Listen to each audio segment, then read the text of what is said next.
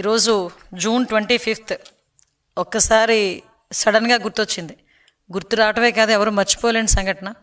2019 June 25 అనేసరికి ఒక విధ్వంసానికి, ఒక విద్వేషానికి బ్రాండ్ అంబాసిడర్గా ఉన్న జగన్మోహన్ రెడ్డి ఆ రోజు ప్రజావేదిక కూల్చివేసిన దినం. అంటే సాధారణంగా ఈరోజు మార్నింగ్ అంతా కూడా ఎమర్జెన్సీ గురించి మాట్లాడుకుంటున్న రోజు అయినప్పటికీ కూడా నాకు తెలిసి 2019 జూన్ 25 నుంచి కూడా ఆ 5 సంవత్సరాలు ఒక ఎమర్జెన్సీ పాలనే నడిచింది అని చెప్పుకోవడానికి చాలా ఉదాహరణలు మాకున్నాయి. అంటే ఒక విద్వేషం, ఒక విధ్వంసం అన్నది ఎజెండాగా పెట్టుకొని సుమారుగా చెప్పాలంటే 2019లో రాజ్యాధికారం తీసుకున్న తర్వాత జగన్మోహన్ రెడ్డి అప్పటి నుంచి కూడా తన అధికారాన్ని, తన అడ్మినిస్ట్రేషన్ని కూల్చివేతలకి, లేకపోతే విధ్వంసానికి, విద్వేషానికి, హత్యలకి, ఆత్మహత్యలకి ప్రేరేపించాడే తప్ప ఒక అమరావతిని నేల రాయటానికి, అదేవిధంగా పోలవరాన్ని ఎట్టి పరిస్థితులు కట్టకుండా చూసుకున్నాడే తప్ప ఏ రోజు కూడా ప్రజా సంక్షేమం, రాష్ట్ర అభివృద్ధి అనేది లేకుండా 5 సంవత్సరాలు కూడా పరిపాలన అమోఘంగా చేశామని చెప్పేసి అంకలు గుద్దుకొని తీరా ఏదో అంటారు కదా, బొక్కబోర్లా పడినట్టుగా 11 సీట్లకు పరిమితమైపోయిన పరిస్థితి. ఎందుకు ఈ మాట చెప్తున్నానంటే, సుమారుగా ఈ 25వ తారీఖుని దేశంలోని ఎక్కడ కూడా ఏ ముఖ్యమంత్రి కూడా నాకు తెలిసి 8 కోట్ల వ్యయంతో కట్టిన ఒక ప్రజా వేదికని, అందులోని ఆ మార్నింగ్ అంతా కూడా ఒక కలెక్టర్ కాన్ఫరెన్స్ పెట్టి, కలెక్టర్ కాన్ఫరెన్స్ అలాంటి కార్యక్రమాలు 2014 నుంచి 19 టైంలో ఎన్నో జరిగిన కార్యక్రమాలు. ఈయన అధికారంలోకి వచ్చిన తర్వాత కలెక్టర్ కాన్ఫరెన్స్ పెట్టి ఆ తర్వాత బయటకు వచ్చి ఒక పైశాచిక ఆనందంతో ఆ ప్రజావేదికని కూల్చి చేస్తూ ఉంటే ఒక రకమైన సైకో ఆనందాన్ని పొందిన వ్యక్తి ఎవరైనా ఉన్నారంటే ఇప్పటి పులివెందుల ఎమ్మెల్యే గారు మన జగన్మోహన్ రెడ్డి గారిని ఒక ఉదాహరణగా తీసుకోవచ్చు. ఇప్పటికీ కూడా ఆ ప్రజావేదిక శకలాలు అక్కడే ఉన్నాయి. అంటే విషయం ఏంటంటే, ఎందుకు ఈ మాట నేను పర్టికులర్గా చెప్తున్నానంటే, ఈరోజు బయటకు వచ్చి విధ్వంసాలను మళ్ళా తిరిగి రెచ్చగొట్టాలని వాళ్ళ వైసీపీ మూకలతో బయటకు వచ్చి ఒక రకమైన విధ్వంసమైన వాతావరణాన్ని, ఒక హింసా వాతావరణాన్ని ప్రేరేపించడానికి రెడీ అవుతున్నాడు. దానికి బట్టి మనం ఒకసారి ప్రీవియస్గా కూడా జగన్మోహన్ రెడ్డి తాలూకా నేచర్ మనం అర్థం చేసుకుంటే, జూన్ 25వ తారీఖు 2019లో ప్రజావేదిక కూల్చిన దగ్గర నుంచి మొదలు పెట్టుకొని 2024 మార్చ్, ఏప్రిల్ ఎలక్షన్స్ వరకు కూడా తిరిగి ఇప్పటికీ అధికారం కోల్పోయిన తర్వాత కూడా ఇప్పటికీ కూడా అటువంటి పందాలు నడుచుకునే దానికి ప్రయత్నం చేసే పరిస్థితి కూడా మీ అందరూ కూడా గుర్తుపెట్టుకోవాలి. సుమారుగా మనం చూసుకుంటే అధికారం చేతిలోకి వచ్చిన తర్వాత ఎంత దారుణం అంటే, అన్నా క్యాంటీన్లు 5 రూపాయలకి అన్నం పెట్టే అన్నా క్యాంటీన్లకి కూడా నిర్వీర్యం చేసేసి అన్నా క్యాంటీన్లన్నీ మూసేశాడు. మేము ఆ రోజు నెత్తి నోరు పెట్టుకున్నాం, అన్నా క్యాంటీన్లు అన్న పేరు కనుక నీకు నచ్చకపోతే రాజన్నా క్యాంటీన్ అని పెట్టుకోవయ్యా, అంతేగాని పేదవాడి చేతి దగ్గర కూడు మాత్రం కొట్టొద్దు అని చెప్తే ఆ రోజు కూడా ఏమీ అంటే జాలి కనికరం ఏమీ లేకుండా ఆ అన్నా క్యాంటీన్లు మూసేశాడు. అదేవిధంగా ఎక్కడైనా సిమెంట్ రోడ్లు వేసిన పరిస్థితి ఎక్కడైనా కనిపించిందా? పోలవరాన్ని తీసుకెళ్లి మూలన కూర్చోబెట్టాడు. అమరావతిని తీసుకెళ్లి 3 రాజధానుల పేరిట అమరావతిలో ఏ కట్టడం కూడా జరగకుండా అమరావతిని సాక్షాత్తు వాళ్ళే ఒక శ్మశానంతో పోల్చిన పరిస్థితిని కూడా ఈరోజు గుర్తుపెట్టుకోవచ్చు. ఇవన్నీ ఒక ఎత్తు అయితే, ఎవరైనా గట్టిగా మాట్లాడితే వాళ్ళ మీద కేసులు పెట్టడం, గట్టిగా ప్రశ్నిస్తే వాళ్ళని పిచ్చోళ్ళని చేసి రోడ్డు మీద కొట్టే పరిస్థితి, మరీ ఎక్కువగా మాట్లాడితే హత్యలు చేసే పరిస్థితి, ఇవన్నిటినీ కూడా దాటుకొని 5 సంవత్సరాల పాటు ప్రజలందరూ కూడా నానా ఇబ్బందులు పడి ఈరోజు కూటమి ప్రభుత్వం మీద నమ్మకంతో సుమారుగా 164 సీట్లు ఇచ్చి ఈరోజు మమ్మల్ని గెలిపించి ఈరోజు అతి నమ్మకాన్ని మా మీద పెట్టుకొని ఈరోజు ప్రజలు ప్రశాంతంగా జీవించే పరిస్థితి ఈరోజు కనిపిస్తూ ఉంది. మీకు ఇందకే చెప్పాలంటే, మనం ఆలోచించుకుంటే ప్రజావేదిక గురించి మనం చేసుకుంటే 1.5 గంటల పాటు కలెక్టర్ కాన్ఫరెన్స్ పెట్టాడండి. కలెక్టర్ కాన్ఫరెన్స్ కూడా ఇప్పుడు సాధారణంగా ఏదో అంటారు కదా, బలిచ్చే ముందు ఒక రకమైన పూజ చేసినట్టుగా ఆ ప్రజావేదిక కూల్చేదానికి 1.5 గంటల ముందు ఒక కలెక్టర్ కాన్ఫరెన్స్ నిర్వహించి ఎవరికి తెలియకుండా బయటకు వచ్చిన వెంటనే జేసీబీలు పెట్టి ప్రజావేదిక కూల్చాడు. అంటే మీరు అతని తాలూకా నైజం అర్థం చేసుకోవచ్చు. నేను ప్రతిసారి అతని తాలూకా నైజం అర్థం చేసుకోండి అని చెప్తూ ఉంటాను. అతని తాలూకా సైకో నైజం అర్థం చేసుకోవచ్చు. తర్వాత అమరావతి దగ్గర అసెంబ్లీలోని 3 రాజధానులు అని చెప్పాడు. అమరావతిలో ఉన్న ఏ కట్టడాన్ని కూడా ముందుకు తీసుకెళ్ళనవలేదు. అన్ని వ్యవస్థల్ని కూడా నిర్వీర్యం చేసేశాడు.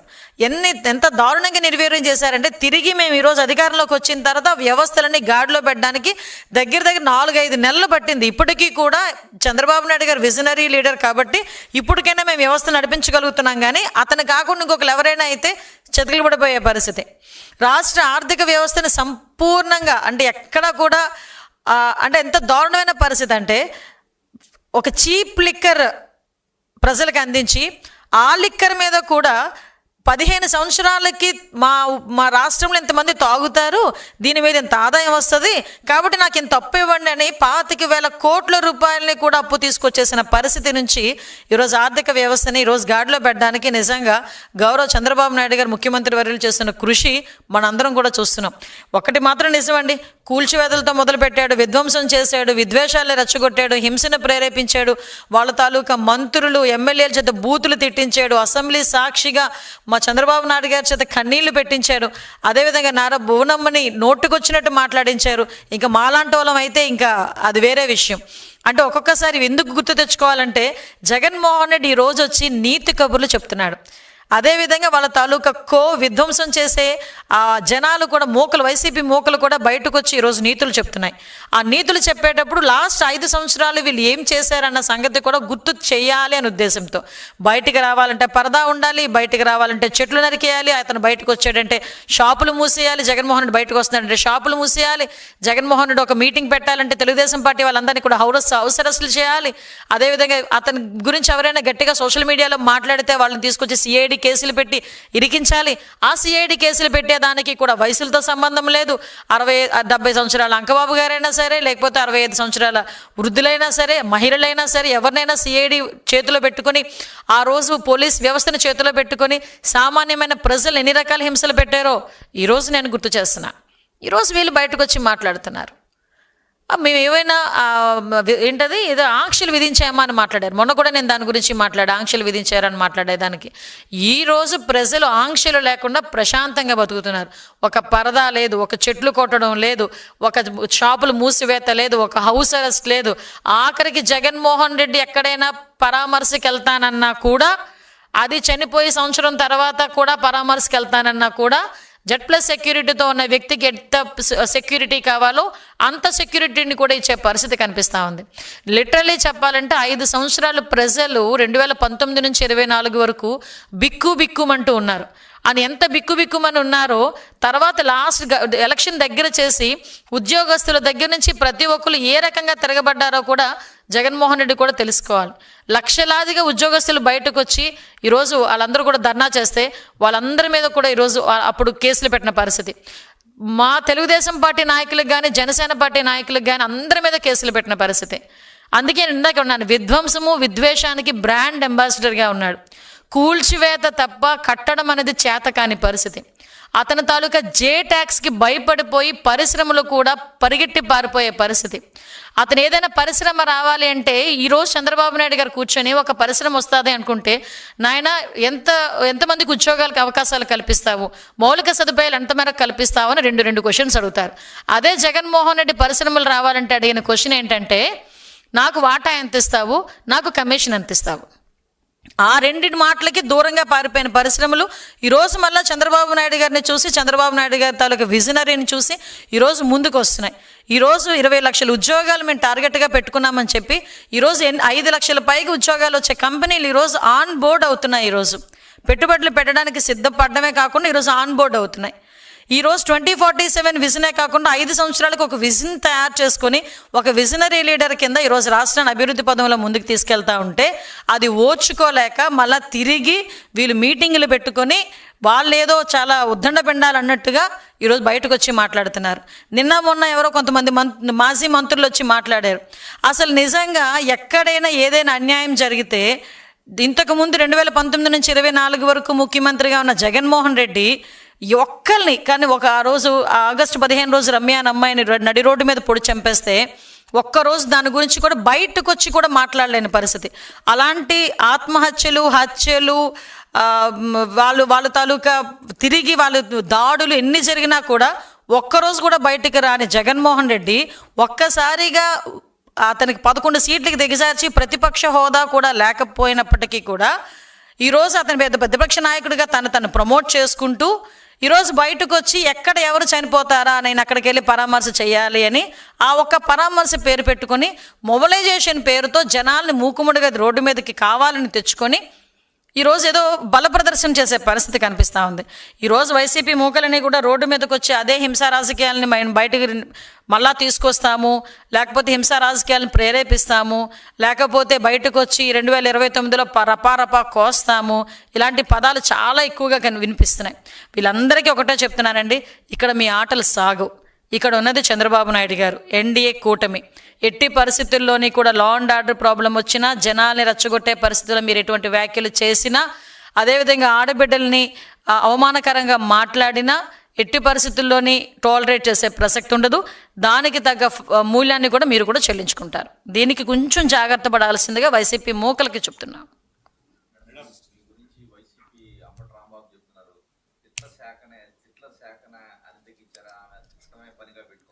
అంటే ఆయనకి ఇంతకుముందు నాకు తెలిసి నోటిపారుదల శాఖ ఆయన చేస్తున్నాడు. నీటిపారుదల శాఖ, నోటిపారుదల శాఖ. ఇంకా ఆయన అందులోంచి బయటికి రాలేనట్టుంది. ఆయన గురించి ఎంత తక్కువ మాట్లాడుకుంటే అంత మంచిది. నా విలువను నేను దిగజార్చుకోలేను ఆయన గురించి మాట్లాడి. కాకపోతే ఏదైనా విధానపరంగా మాట్లాడమనండి, చిన్న పిల్లోడికి కూడా సమాధానం చెప్తాను. అంతే తప్పించి టార్గెట్ చేసి ఏదో రకంగా మాట్లాడదాం అనుకుంటే కనుక చెప్పాల్సిన అవసరం లేదు. మేము ఏదైనా చెప్పాలనుకుంటే మేము ప్రజలకు చెప్పాలి. మేము ఆన్సరబుల్ ప్రజలకి. ఈరోజు ఎక్కడ ఏ అన్యాయం జరిగినా మాకన్నా ముందు స్పందించే వ్యక్తి చంద్రబాబు నాయుడు గారు. ఇంకా మా వరకు వస్తున్నాయా రావట్లేదని చూసుకునే లోపు దీని సంగతి ఏంటో చూడండి ఇమ్మీడియట్గా అని చెప్పి మాకు ఆదేశాలు ఇచ్చి ఆ వ్యక్తి దొరికేడా లేదా, ఆ అక్యూజ్డ్ దొరికేడా లేదా, అరెస్ట్ చేసామా లేదా, ఇది ఫాలోఅప్ చేసుకుంటున్న వ్యక్తి ముఖ్యమంత్రి స్థాయిలో ఇన్ని పనులున్నా కూడా లా అండ్ ఆర్డర్ విషయంలోనే కానీ, మహిళల మీద జరుగుతున్న అఘాయిత్యాల విషయంలో కానీ ఇంత అలర్ట్గా ఉన్న ముఖ్యమంత్రి నేను ఎప్పుడు కూడా చూడలే. నేనేదో ఆయన మంత్రివర్గంలో ఉన్నానని నేను చెప్పట్లే. ఒక మహిళగా లాస్ట్ 5 సంవత్సరాలు చూశాను, ఇప్పుడు కూడా చూస్తున్నాను కాబట్టి ఆ కంపారిజన్ నాకు తెలుస్తుంది. సో వీళ్ళేదో మాట్లాడుకుంటే దానికి సమాధానం చెప్పాల్సిన అవసరం మాకు లేదు.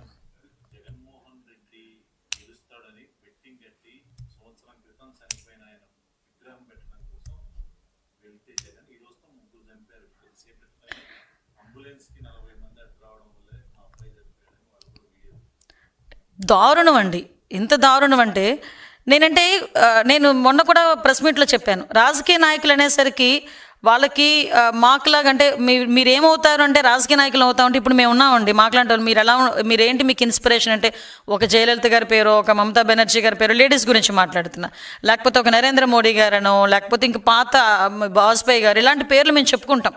మాకు వీళ్ళు ఇన్స్పిరేషన్ అని వీళ్ళ బాటలో మేము నడుస్తామని. ఎందుకు? వాళ్ళు ఒక ఇన్స్పైర్ చేసే పొజిషన్లో ఉండేవాళ్ళు ఇంతకుముందు. ఇప్పుడు మేము ఉన్నాం. అటువంటిది మా దగ్గర నుంచి ఏ పదం వస్తుంది దాన్ని ఫాలో అవటానికి, గుడ్డిగా ఫాలో అవటానికి కొంతమంది అభిమానులు ఉంటారు. అటువంటి పొజిషన్లో మేము ఉండేటప్పుడు మా మాట, మా చేతలు, మా బాడీ లాంగ్వేజ్, మనం వెళ్ళే ప్లేసు, ఎందుకు నుంచి వెళ్తున్నామో ప్లేసు, ఇవన్నీ కూడా జనాలు పరిగణలోకి తీసుకుంటారు. ఈరోజు ఏదో ఒక మంచి పని చేసి చనిపోయిన వ్యక్తికి ఏదో విగ్రహం పెట్టారంటే అది వేరే విషయం. విగ్రహం పెట్టుకుంటారా స్వ విషయం. అతను చనిపోయి బెట్టింగ్ల ద్వారా అతను డబ్బులు కోల్పోయి ఆత్మహత్య చేసుకున్న తర్వాత సంవత్సరం తర్వాత అతనికి ఒక విగ్రహం కట్టి ఆ విగ్రహం ఓపెన్ చేయడానికి జగన్మోహన్ రెడ్డి మొబిలైజేషన్ చేసుకొని బయటికి వెళ్ళి 3 ప్రాణాలు తీసాడంటే ఏ రకంగా దీన్ని మనం ఆలోచించుకోవాలో అర్థం కావట్లే. సాక్షాత్తు సొంత కార్యకర్త అతని సొంత వాహనం టైర్ కింద నలిగిపోతున్నా కూడా కనీసం ఆపకుండా తుప్పల్లో పడేసి చల్ పద అని చెప్పేసి తీసుకెళ్ళిపోయిన పరిస్థితి. ఆ సొంత కార్యకర్త ఒక అబ్బాయి అక్కడ ఊపిరాడకో లేకపోతే ఆ క్యాన్వాయ్లోని ఒక అబ్బాయి చనిపోయాడు. ఇంతమంది మేము డే ఫస్ట్ నుంచి కూడా పోలీస్ యంత్రాంగం ఏం చెప్తున్నాం, మీరు వెళ్ళే వే చాలా చిన్నది, మీరు ఇంతమంది జనాలను తీసుకొస్తే సామాన్యమైన ప్రజలు కూడా ఇబ్బంది పడతారు, మేము దాని ప్రొటెక్షన్ మేము ఇచ్చుకునే దానికి కొంచెం ఇబ్బంది పడతాం, కొంచెం ఆలోచించండి. నోటీసులు కూడా ఇస్తే దాన్ని కూడా పెడచెవిన పెట్టి ఈరోజు అంబులెన్స్లు వచ్చే పరిస్థితి కూడా రానివ్వకపోతే మినిమం కామన్ సెన్స్ అండి. అంబులెన్స్ వచ్చింది అంటే ఆ సౌండ్ వినగానే చిన్న పిల్లోడు కూడా అలర్ట్ అవుతాడు, అరే అంబులెన్స్ వస్తుంది పక్కకు తప్పుకోవాలి అని. అటువంటిది ఆ అబ్బాయి కనుక ఇన్ టైంలో హాస్పిటల్కి జాయిన్ అయి ఉంటే నిజంగా గెలిచేవాడు, బతికేవాడు ఆ రోజు. కానీ ఈరోజు పరిస్థితి ఎలా ఉందంటే ఆ అబ్బాయి ప్రాణాలు కోల్పోయి తల్లిదండ్రులు కూడా కేవలం జగన్మోహన్ రెడ్డి పర్యటన వల్ల నా కొడుకు చనిపోయాడు అని చెప్పి ఆ పిల్లోడిని బయట తీసుకురాలేం కదా. ఎత్తి కొడితే 23 సంవత్సరాల పిల్లడు. ఈరోజు అక్కడ ఆ సింగయ్య వయసు, అక్కడ ఇంకొక అబ్బాయి రెడ్డి, ఆ రెడ్డి వయసు, ఈ చిన్నపిల్లోడు వయసు, వీళ్ళందరూ ఎందుకు చనిపోవాల్సి వచ్చింది అంటే కేవలం జగన్మోహన్ రెడ్డి తాలూకా ప్రచార పిచ్చికి ఈరోజు 3 బలైపోయారు. అంటే ఒకరోజు అతను ఒక వ్యక్తిని పరామర్శించడానికి వెళ్తే 3 చనిపోయారు. ఆ పొదిలి వెళ్తే రాళ్ళు ఇసురుతారు పోలీసుల మీద, ఆడవాళ్ళ మీద చెప్పులు ఇసురుతారు. అనంతపురం వెళ్తే అతనే ఒక సెల్ఫ్ థ్రెట్ క్రియేట్ చేసుకుంటాడు. ఇతనికి అలవాటు. కోడికత్తి కోడికత్తి దగ్గర నుంచి మొదలైంది. బాబాయ్ హత్య, కోడికత్తి, గులకరాయ్ ఎన్నున్నాయి ఈరోజు మనం ఎగ్జాంపుల్స్ చూపించుకోవడానికి. కాకపోతే నేను అంటున్నాను ఏంటంటే ఇలాంటివి జరిగేటప్పుడు కూడా కనీసం ప్రజలకు మనం ఏం సమాధానం చెప్పాలి. ఈరోజు ఏదో నాకు తెలిసి ఇంటింటికి వెళ్తామని ఏదో మాట్లాడినట్టున్నారు. ఇంటింటికి ఏం తీసుకెళ్తారండి? తీసుకెళ్లేటప్పుడు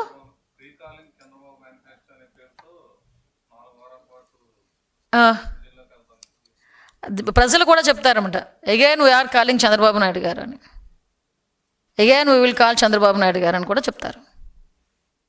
నేనేమంటానంటే ఈరోజు వెళ్తున్నారు, ఇంటింటికి వెళ్తున్నారు, ఏమని వెళ్తారండి? రపారపా కోస్తామని వెళ్తున్నారా? అదే అడుగుతున్నా సీరియస్లీ. ఎందుకంటే ఈరోజు నువ్వు ఇచ్చేదేంటి? నిన్న ఎక్కడో ఒక వీడియో చూశాను, మొత్తం అందరినీ యువత పోరని పెట్టాడు ఆయన. యువత పేరు అంటే 2029లో మేము వస్తాం, రపారపా కోస్తామట ఇట్ట పెట్టుకొని. ఏం మెసేజ్ ఇస్తున్నారు సొసైటీకి? దాని గురించి ఎవడు పట్టించుకోడు. ఆ పదాలు ఎందుకు ఉపయోగించారంటే కూర్చున్నవాడు ఏమంటాడు, ఆ సినిమా డైలాగ్ కదా, సినిమా డైలాగ్ చెప్పాడు, తప్పే ఉంది అని అడుగుతాడు. నిన్న మొన్న మాజీ మంత్రులు చేసిన వ్యక్తులు బయటకు వచ్చి ఏమడుగుతారు, మంచిదే కదా, మేమేమన్నాం, తప్పేమన్నాం, సినిమా డైలాగులే కదా అని పవన్ కళ్యాణ్ గారు డైలాగులతో ఏదో పోలుస్తారు. సాక్షాత్తు పవన్ కళ్యాణ్ గారు కూడా ఒక మాట అన్నారు, ఇలాంటి మాటలు సినిమాల్లోకి పరిమితం, బయటకు వస్తే ఇలాంటి మాటలు చెల్లవు, ప్రజాస్వామ్యంలో ఇలాంటి పదాలు ఉపయోగించకూడదు పబ్లిక్గా, సినిమాల్లో అంటే సినిమాలు అది వేరు అని చెప్పి సాక్షాత్తు పవన్ కళ్యాణ్ గారు కూడా మనం మాట్లాడాల్సిన పరిస్థితి వచ్చింది. వీళ్ళు ఎందుకంటే నేను అలర్ట్ చేస్తున్నానండి, ప్రజలను కూడా అలర్ట్ చేయాలి. అరే మళ్ళా ఒక వేరే థాట్స్తోని, వేరే మైండ్ గేమ్స్తోని మన చుట్టూ మూకగా రావటానికి మళ్ళీ వైఎస్ఆర్సీపీ ఈ మూకలు బయలుదేరుతున్నాయి. జాగ్రత్తగా ఉండండి అని చెప్పాలని, కాబట్టి మా బాధ్యతగా చెప్పాలి కాబట్టి మేము చెప్తున్నాం.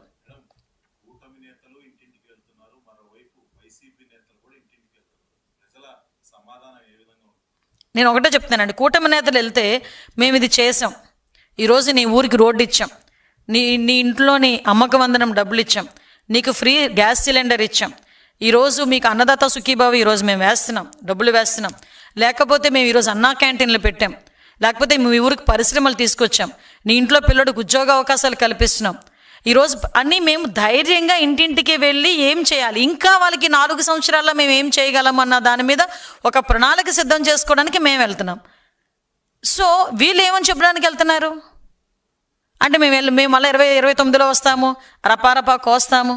ఈరోజు ఆ మాట మాట్లాడితే వాళ్ళు తిరిగి కోసేటట్టు ఉన్నారు ప్రజలు. ఈరోజు జనరల్గా ఆలోచన చేసుకోవాలి మేము, ఎందుకంటే ప్రతి విషయానికి కూడా మేము కూడా చాలా బ్యారేజ్ వేసుకొని చాలా బ్యాలెన్స్డ్గా వెళ్తున్నాం. వాళ్ళు వెళ్ళిన విధ్వంసంలోనే మేము వెళ్ళాలనుకుంటే అది మా నైజం కాదు అది. ఈరోజు ప్రజా సంక్షేమం కావాలి. ప్రజలు 5 సంవత్సరాలు నష్టపోయారు, ఇంచుమించుగా మన అభివృద్ధిలో చూసుకుంటే ఇంచుమించు 15 సంవత్సరాలు వెనక్కి వెళ్ళాము. మళ్ళీ గాడిలో పెట్టాలంటే కదా 24 hours కూడా యంత్రాంగం అంతా, ప్రభుత్వ యంత్రాంగం అంతా పనిచేయాలి. కాబట్టి మేము దాని మీద దృష్టి పెట్టుకుంటే వీళ్ళేమో ఇలాంటి పనులు చేసుకుంటూ బయటకు వచ్చి మాట్లాడి ప్రజల విద్వేషాలను రెచ్చగొట్టే పరిస్థితి కనిపిస్తూ ఉంది.